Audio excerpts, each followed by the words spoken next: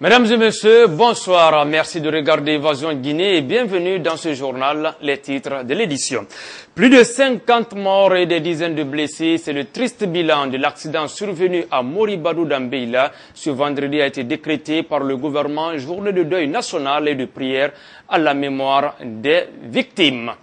La représentation africaine de l'ONG internationale SOS Racisme est installée à Conakry. Depuis hier, elle est engagée à lutter contre toutes les formes de discrimination. Coïncidant avec la fête internationale de la femme, l'antenne africaine de SOS Racisme est présidée par une dame, Chantal Cole. 2011 s'inscrit dans l'histoire de la musique guinéenne. Au moins 4 œuvres musicales ont connu la consécration internationale. Nous sommes allés vers quelques connaisseurs de la musique guinéenne pour en parler.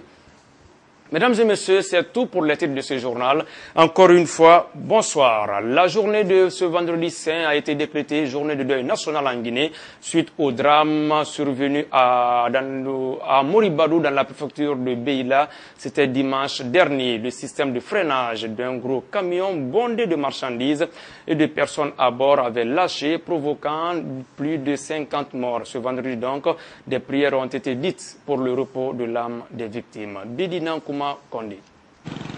Ils sont de trop les accidents de circulation sur le territoire guinéen. De Conakry à Yomou, en passant par Mamou et Beila, on n'en finit pas de compter le nombre de victimes des accidents de circulation. Une situation qui nécessite une grande réflexion chez les autorités du pays quant aux origines de la plupart des accidents de circulation survenus en Guinée ces derniers moments. Pour un devoir de mémoire le vendredi 20 octobre 2011, 20 personnes avaient trouvé la mort dans un accident de circulation survenu à Dabondi pour cause. C'est le système de freinage d'un camion remorque transportant des tonnages de ciment qui avait lâché. Le dimanche dernier, une camionnette de marque Kia qui quittait Moribadou pour le marché hebdomadaire de Beila s'est renversée dans un ravin à Banankoro, un village situé entre Moribadou et Beila. Là aussi, on dénombre des victimes, 56 au total. Selon les témoins, c'est le système de freinage de la camionnette qui avait cessé de fonctionner. Hier jeudi, un autre camion remorque bondé de sacs de riz a percuté de plein fouet une maison au quartier Boussouraport.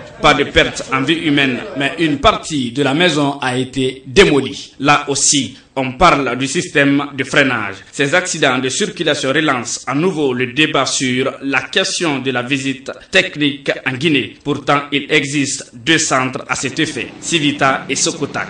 Le premier site à Koza est en chantier et le second, installé depuis avril 2011, ne fonctionne pas. Pour cause, il est poursuivi par Civita qui se déclare le seul détenteur du monopole du contrôle technique d'automobile à travers un contrat signé avec l'État guinéen. Pour nombre d'observateurs, ces accidents de circulation auraient pu être évités si une expertise de visite technique pour les véhicules existait en Guinée. D'ici la normalisation des choses, ce sont les pauvres citoyens qui paieront les frais. Parlant toujours d'accidents de la circulation, les mêmes causes produisant les mêmes effets seront-on tenté de le dire, vous l'avez compris, un camion remorque transportant des marchandises s'est encastré dans une maison hier au quartier Boussouraport. Pas de perte en vie humaine, mais le conducteur, lui, a reçu un coup dans la poitrine. Immédiatement, il a été admis dans un hôpital pour recevoir les premiers soins. Là aussi, c'est la défectuosité du système de freinage qui est à l'origine de l'accident. Abdul Karim Kamara.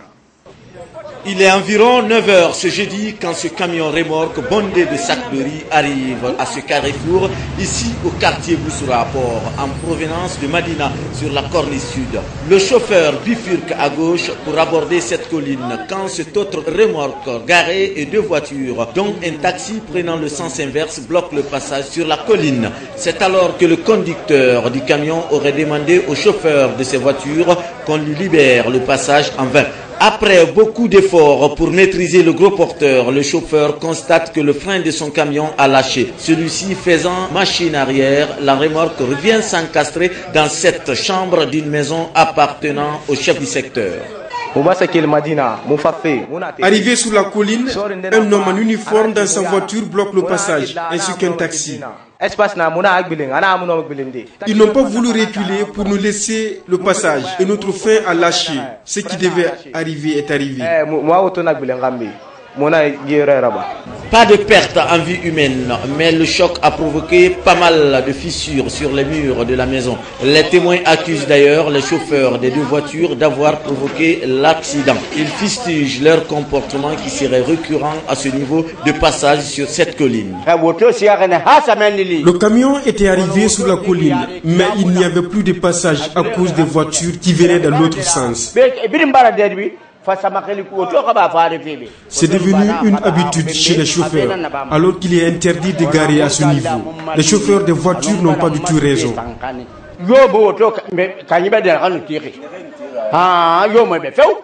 Recevant un coup du volant dans la poitrine, le conducteur du camion a piqué une crise. Il a été immédiatement admis à un hôpital. Rappelez que c'est la deuxième fois qu'un accident de ce genre endommage cette maison.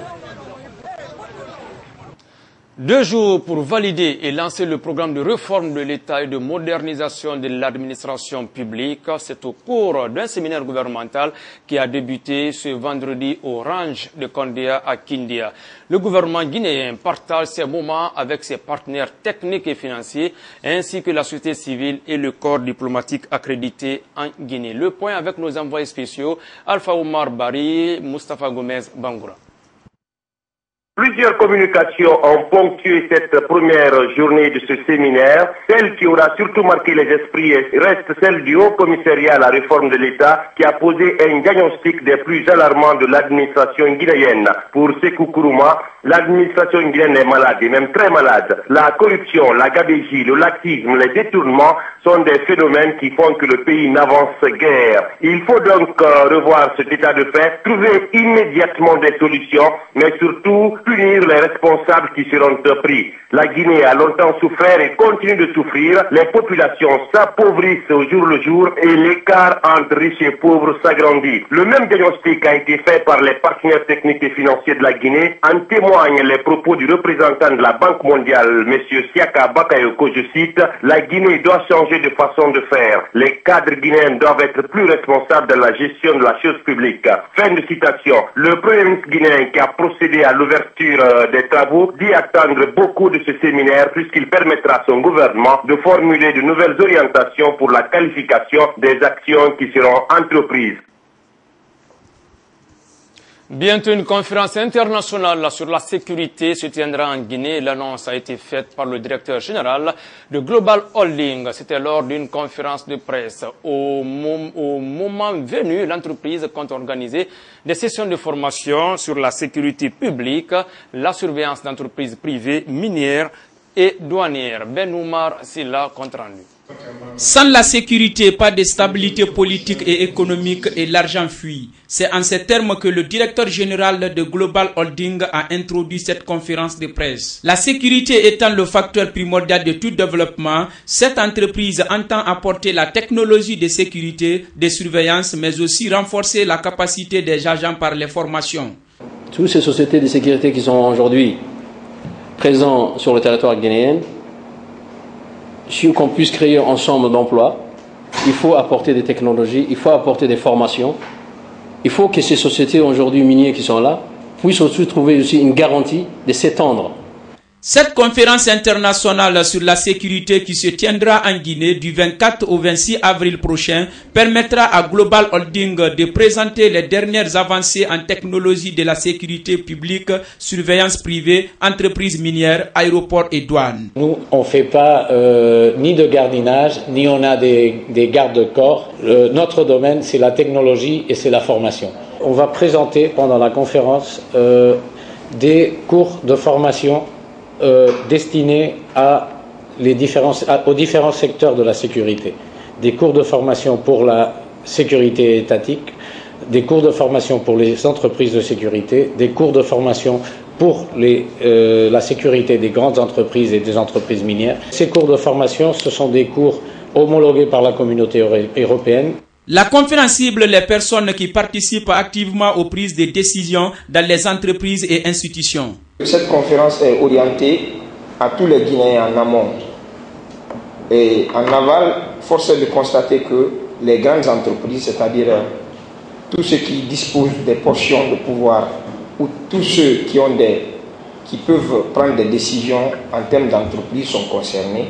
Donc nous avons mené des démarches allant dans ce sens pour permettre à cette cible d'avoir une saisie parfaite sur ce concept. Comme pour dire que la sécurité ne peut pas être assurée sans la communication, Global Holding projette d'installer en Guinée une centrale de communication de sécurité qui est une nouveauté en Guinée.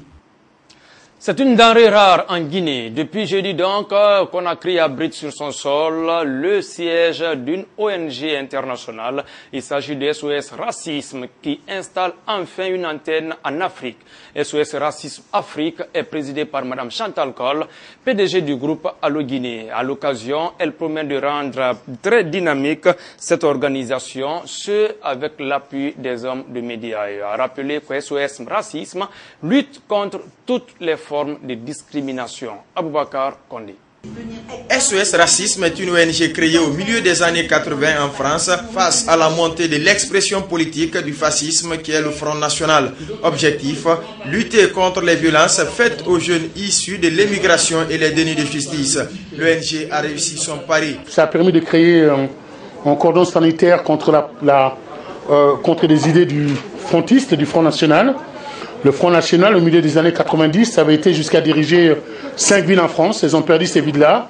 Je pense que c'est grâce à la mobilisation des militants des droits de l'homme. Or, aujourd'hui, on reconnaît que tout enfant né en France est français. C'est un acquis important.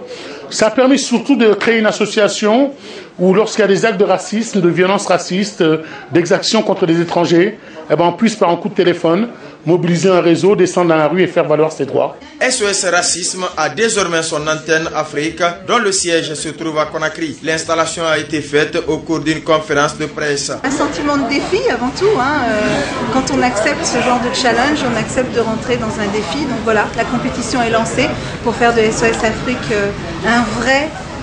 une vraie voie pour éviter les conflits. Éviter les conflits. Pour y parvenir, Mme Coll compte d'abord sur le soutien des médias qu'elle considère d'ailleurs comme sa famille. Elle étale ici sa première démarche. L'une des premières démarches que je vais faire, en effet, parce que c'est un problème social, les législatives c'est aussi un problème social.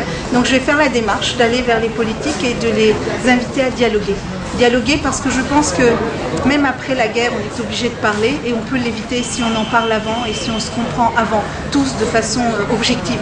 En plus d'un montant symbolique de 10 000 francs guinéens, il existe d'autres critères pour adhérer à SOS Racisme. Être guinéen pour la Guinée, être africain pour l'Afrique, être honnête et engagé, mais ça c'est votre conscience, je ne suis pas Dieu.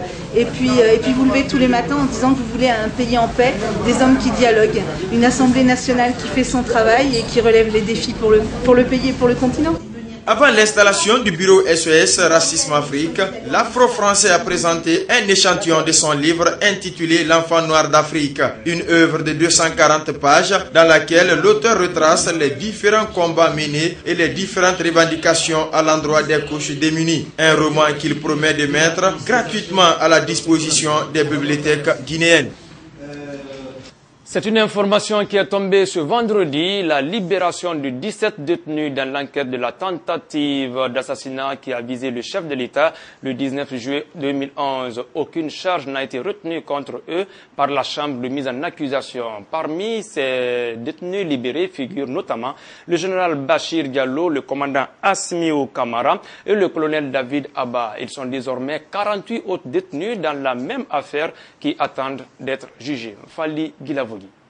Au nombre de 17, ces militaires et civils étaient poursuivis dans le cadre de l'attentat survenu au domicile du président de la République le 19 juillet 2011. Ils ont recouvert leur liberté ce vendredi à 11h suite à l'exécution d'une ordonnance de non-lieu du pôle de juges d'instruction datant du 2 mars 2012. Ils ont été reconnus non coupables des faits qui leur étaient reprochés. Parmi les 17, vous avez des militaires. Je peux vous citer par exemple le colonel Abdoulaye Chérif Diaby, le capitaine Ibrahima Sori Sidibé, le commandant Mohamed Korka Damba, le lieutenant Mori Kaba, le colonel David Silla, le capitaine Bailo Diallo, le lieutenant Mamadou Saliouba, le capitaine Assimiou Kamara, le général Bachir Diallo, le colonel David Abba et certains civils dont M. Soriba Momon Kamara, Hicham Awal, Adel Hilal, etc., etc. Le collectif des avocats de la défense s'est dit satisfait de la décision du parquet général et du parquet d'instance de Conakry 2. Il salue également la bravoure du pôle de magistrats qui a examiné ces dossiers. Cependant, il réitère son engagement à poursuivre son combat pour la libération de tous les innocents dans cette affaire. C'est le lieu de vous exprimer toute ma satisfaction de voir enfin la justice guinéenne confirmer son indépendance dans cette affaire. Le pôle de juges, naturellement, a pris ses responsabilités en décidant comme il l'a fait. En tout état de cause, notre procédure continue et le combat continue. Et le collectif des avocats n'en démordra pas devant l'injustice. Nous allons continuer à nous battre corps et âme pour le respect des droits de nos clients. Les avocats entendent ouvrir des voies de recours en vue de dédommager les 17 personnes qui, selon eux, ont fait 8 mois de détention illégale. 48 autres dossiers se trouvent actuellement au niveau du parquet général. A rappeler que les 17 personnes libérées étaient poursuivies pour plusieurs chefs d'accusation, notamment association de malfaiteurs, atteinte à la sûreté de l'État, coups et blessures volontaires, destruction d'édifices publics et privés, détention d'armes de guerre et de munitions, détention et consommation de chanvre indien.